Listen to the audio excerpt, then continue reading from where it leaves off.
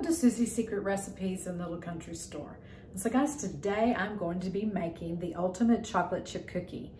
Now it's actually called Cowboy Cookies and it does have chocolate chips in it, but it's got some other stuff in it too. It's Richard's favorite cookie, and so he'll be excited that I'm making some. Now my mama told me something I thought was pretty interesting. She said they used to make something similar called dishpan cookie, and so I'll have to get that recipe from her and try it. But I'm fixing to get into my kitchen, guys, so come along with me and we'll get this show on the road.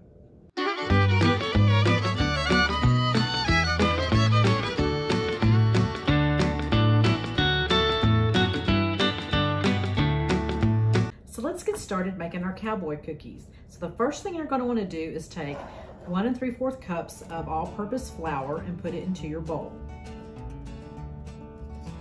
Then, whoops, I didn't get it all. Then you're going to take a teaspoon of baking soda and put it into your bowl.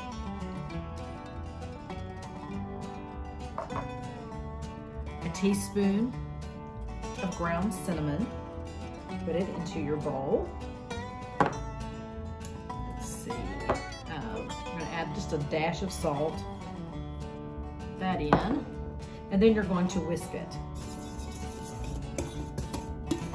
Once it's blended together, you're going to set it aside, and then we're going to take 1 cup of unsalted butter and put it into your mixing bowl.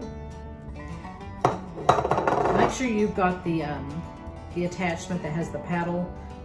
This one has actually a scraper that will scrape around the side of the bowl, which is always nice. But if you don't have that, it doesn't matter as long as you're using the paddle. And then we're going to cream the butter. Once you have your butter creamed, you're going to add 1 cup of light brown sugar, a 1/2 cup of regular sugar, actually that is pure cane sugar, and then blend it.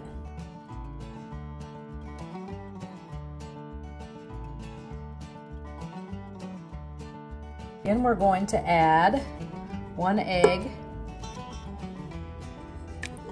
at a time, and then blend.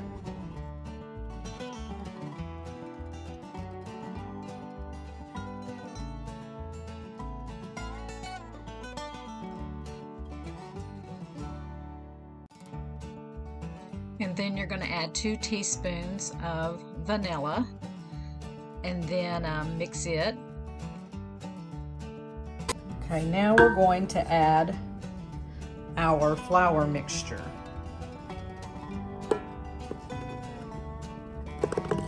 You don't want to put the whole thing in at one time, so we're just going to add a little bit and then mix it.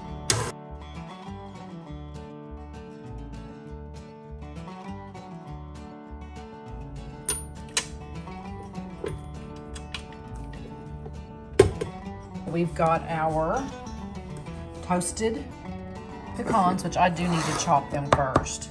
Okay, so I've already toasted the pecans.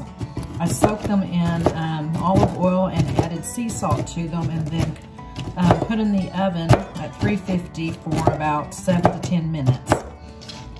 And then you just want to chop them up, and you can put them in a chopper, but I'm just going to do it this way. Don't have to be perfect. So this is 1.5 cups of pecans.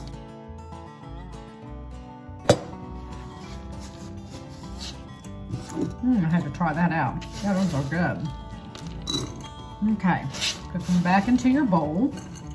So our video messed up and left this part out. So make sure that you add 1 cup of shredded coconut and 2 cups of oats. Not the quick oats. This is actually 2 cups of semi-chocolate chips. I'm going to do about, leave about 1/2 cup of it because I'm going to use it later. And so we'll blend this in.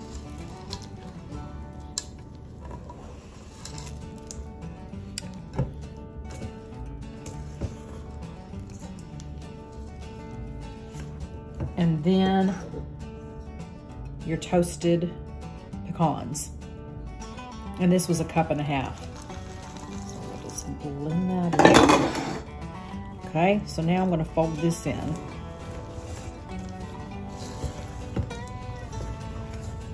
Sometimes some things do better just getting your hands in there, and this happens to be one of them.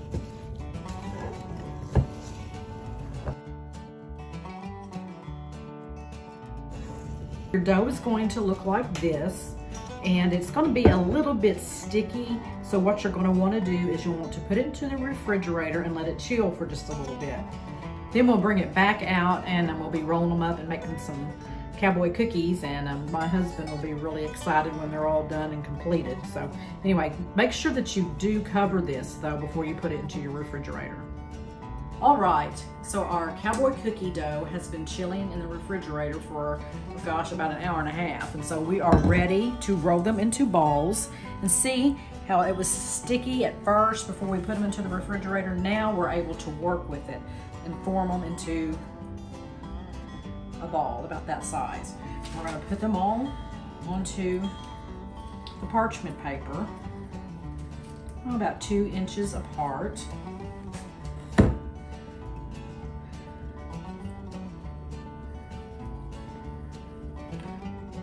All right, there we go. We got some a little bit bigger than others, but that's okay. What we're going to do now is we're going to take the remaining of your chocolate chips and then just kind of press them in.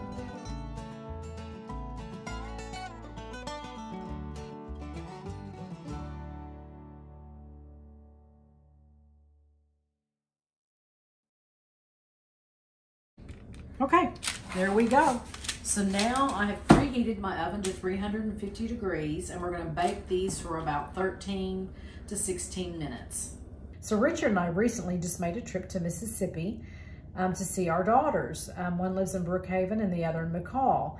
And so we had a wonderful trip, a wonderful visit. Rebecca just recently had a baby girl on our anniversary, which we thought was special. Clementine Ruth, I love that name. And we got to see her other children and our grandsons, and got to spend some time with them.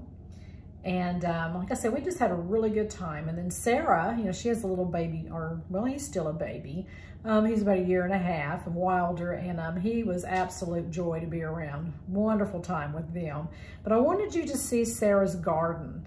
It's totally different than ours here in the way that she ties her vegetable plants up, and it's just something you'll just have to see. It is so hot and humid there, and they get a lot of mold, and so it's really hard on their plants. So this was something that was really interesting to see. Now, that's not something that we would do here in Oklahoma because of the wind. It probably wouldn't be a good thing. But I wanted you to share this with you. Hey y'all, welcome to our garden. Come on in. Come on. You stay, Melee. So, okay. This is our tunnel. I have to shut up for the baby safety. This is our tunnel of cherry tomatoes. They're kind of melee, really. They've gotten a little out of control, but my husband wanted tomatoes where he could go and pick them with his mouth, eat them. Pretty. You did a great job. How did you do it without like breaking them? Well, it's really, they're pretty Bendable. bendable. Yeah, they're cherries. These are big red cherries. Yeah, these are huge. Yeah, they're great. They're not your normal cherry tomatoes. I use these because I can them. Oh, And they're big, so it does great. And I did cherries here too. I accidentally broke the tops of them though. But they're still alive. Yeah, the storm did, and I tried fixing them. But these will go across here too, but I just haven't got to that yet. These are all our different, these are 2 different types of heirloom tomatoes. This is Cherokee Purple and Black Creme. Okay, so when you just started winding them as they were growing, how did you, okay. So we did this clothesline, I call it telephone pole kind of, because that's what it's really kind of resembles. we did this method, and he wanted to start just wrapping them. My idea was to tie them to it and just keep tying it as it goes, but this method works pretty well. We started it, we did tie them at the bottom right here from the start, and we just cut the cord as long as it was to go, the string, and then we just wrap them up as they grow. Now so I read once that less leaf, more tomato. Yes. So we give these haircuts constantly. So that's why these are so short. Like, yeah. See how I trim them? But it puts more produce, yeah. Yeah. I did worry about like sun bleaching and stuff like that. I'm fighting blight though. I have early blight. Uh-oh. So I'm fighting that. These got broken during the storm. So that's what's going on with these. But this is massive. Yeah, I have never done the tie-up method. I've seen them, but that is just cool. But yeah, it works okay, but I don't know if I do it in your area because of the wind. Whatever, the Oklahoma wind. I would just not. Break over and that'd be the end of that. So this is the first year I've actually had luck growing nasturtiums.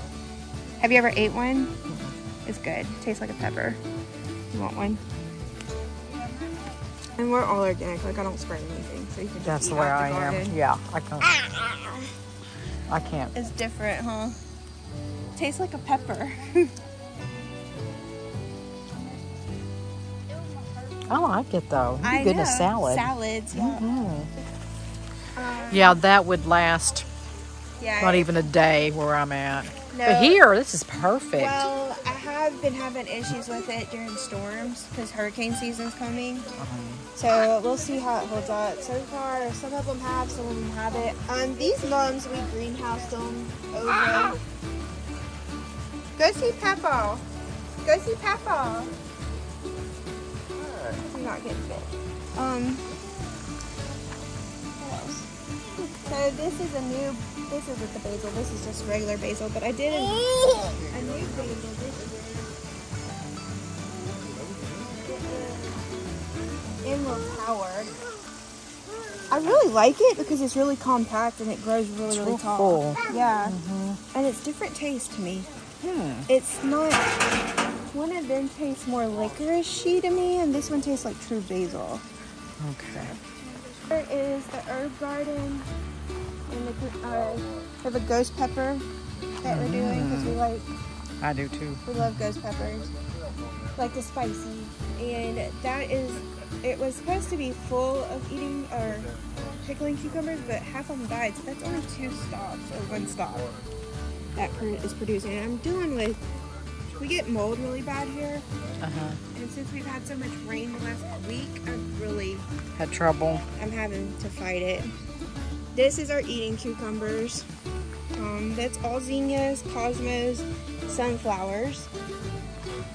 This is pretty. And this is my bean arch. And I did Kentucky Wonder. That's my favorite. I have such good luck with it. That's Mama always did that, and that's what she told me. Always get Kentucky Wonder. And they just are just such good producers. That's pretty. Yeah, it's gonna be hard to harvest. Yeah, but oh my goodness, it's gorgeous. And then these are our squash and zucchini, and our spaghetti squash and butternut. I don't think I have any spaghetti squash though. I think it's all butternut that came up. I love growing it. It grows easy here, and the butternut will produce way into winter for us. So. Oh yeah, because your weather. So this is a new method I'm trying to do.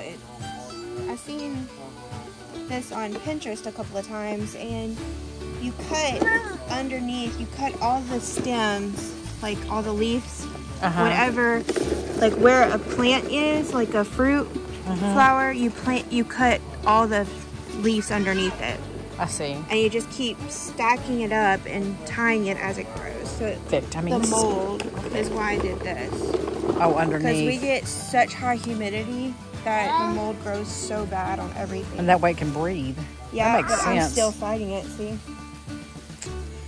But it's much better. This whole plant would be covered in it. If you by now, yeah.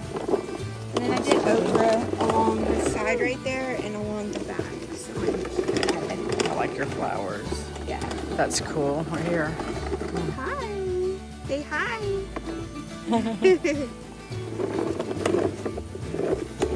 He's mowing. There we go. That's pretty. So guys, you can see this. It's absolutely gorgeous. This is in Brookhaven, Mississippi. Actually, McCall Creek, Mississippi. And this is Sarah, our daughter, and she's just beautiful, of course. And this is Wilder, a grandson. A lot of work went into this, obviously.